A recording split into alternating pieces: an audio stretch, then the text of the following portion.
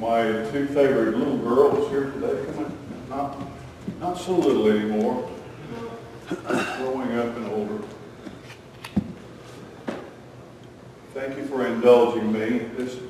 You may be a little bit too old for lamb service, but I probably would beat you up if you didn't come, so it's kind of a tough choice.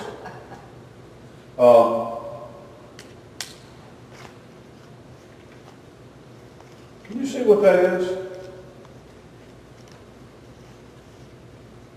Do you know what that is? Do you know what it is? A thumb? No. But you could wear it on your thumb. You wear it on your fingers. Bring it back to me. If you threw it, I might not be able to catch it. My eyesight. You used to be able to catch anything. Yes, it's a thimble. A thimble. It's a little metal cap, and it has little bitty dimples all across the top and around the top edge. A thimble. It's used in sewing. And you wear it on a finger, usually an opposing finger. You might hold the needle in this hand, and your fabric or your garment, if you're sewing on a button or sewing up a tear, sewing hole, what you do, a sewing needle is very sharp. If you stick it in you, it would hurt. So,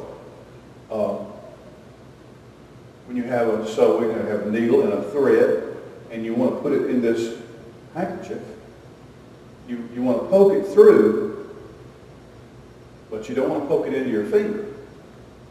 So a thimble is to protect your finger, and you can just poke it through there and hit that metal piece, and then you can pinch it and grab it and pull it through, pull the thread through. So that's a thimble. And you can get all kinds of thimbles, and you can get several thimbles. And you mentioned that it was like a thumb, but it doesn't really fit my thumb very well. When I was a little boy, my grandmother used to live with us, my mother's mother. Her name, we called her Little Mama. Little Mama taught us lots of the old games that her children played when they were little. And I don't know if these will sound familiar, but my grandmother taught me how to play Hogo. Have you ever heard that? Hogo. Hogo is you play with beans or peas or stones, or you have lots of pieces, and you have things that you could have a handful of pieces of corn, dried beans, and so what you do is you have whatever you're playing with, and you're playing with your friend or friends, and so you say, okay, you look that way, and you gather up some beans in your hand. You start shaking. Okay, you turn around now. All right, they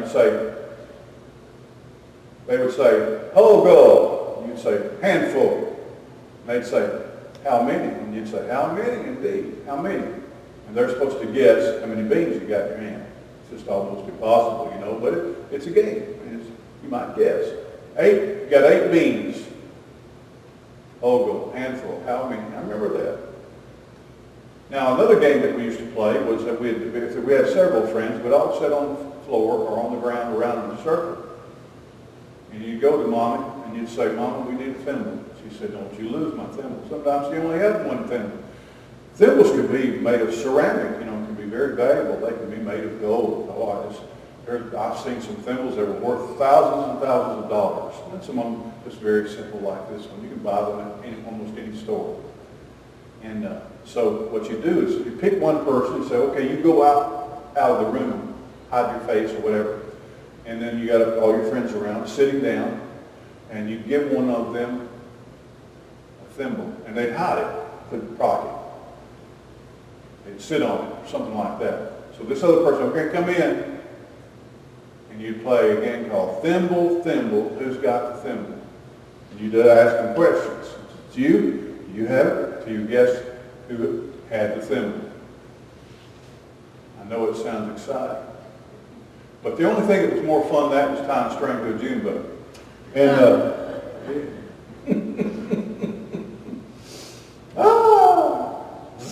watching that June bug just fly around on the string, man, that's some fun time. Now, And when I became a magician, among other things I became, I would learn that magicians can do magic with thimbles.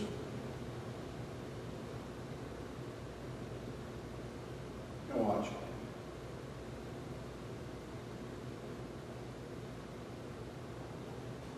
And I can show the fronts and backs of my hand. And then cover back up again. And come back. Take the thimble and just hide it behind your back of your hand. And it comes back. Now, magicians, we started making our own thimbles. Look at that. That was a wooden thimble. But that's a little bit hard for me to handle, especially with my old arthritic hands. Watch that. Just make it go around and around.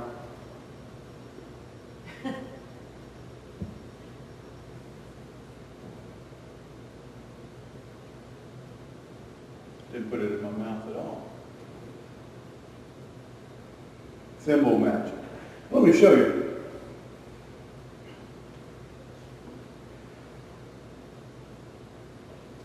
I have a bandana here, handkerchief. It doesn't have any holes in the center. I've got my thimble here. And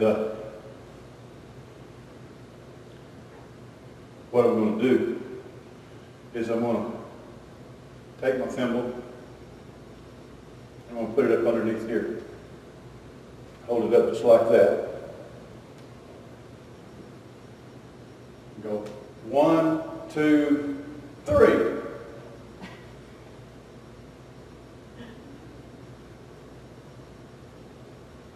And I showed you there weren't any holes there, but it looks like something happened anyway. All right, let me show you that part again. See, what I really did is I went right here, and I just pretended to put that one up underneath there. So when I get it hidden, take my hand out.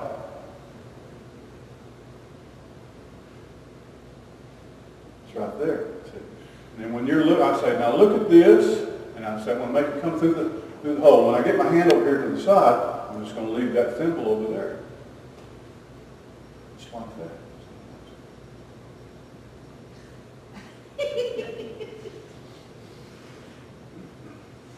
That's for some heavy-duty sewing. Now, the reason I want to talk to you about a thimble is that even something productive or creative or beneficial or helpful, like mending a garment or sewing something or creating a design, can be painful. You can hurt yourself. It can be harmful. But it's still important to get it done. There are some things that God may ask you to do in your life that you might need a thimble. So be careful. The Lord say, I want you to do this for me. Be careful. And this might stick your finger. Here's a thimble. If you walk through life, if you go through life saying, I don't want to do that because it might hurt. Sounds like me when I'm talking about going to the dentist. Oh, I'd like to go, but I hated going to the doctors when I was little because I was afraid they might give me a shot. Do you know when I have gone to the dentist, I've had dentists actually fill my teeth without any Novocaine. I'd rather hit a nerve with a drill than hypodermic needles. I was just afraid of them. And then when the Lord called me to go to India, when I was 18, going to go to India, then they told me, he said, I'm going to tell you this, but there are lots of diseases and sicknesses and illnesses in the country of India that we don't have at all here in the United States. We began inoculating and vaccinating people early in the 20th century, but a lot of countries still were not doing it in the latter part of the 20th century. So guess what? If I was going to go tell the Indian people about Jesus, I had to get about 20 or 30 shots or vaccinations. All I can tell you is I must really love Jesus. I remember going, and we went in several phases, several days, several weeks, and over a couple of months to get our shots. Well, there's no thimble for that. Sometimes the things that are worth doing are hard to do, and sometimes they might even hurt a little bit, and sometimes a lot. Think about that. A lot to think about. You can't avoid things just because they might be unpleasant aspects to what is involved. Just like sewing, all right?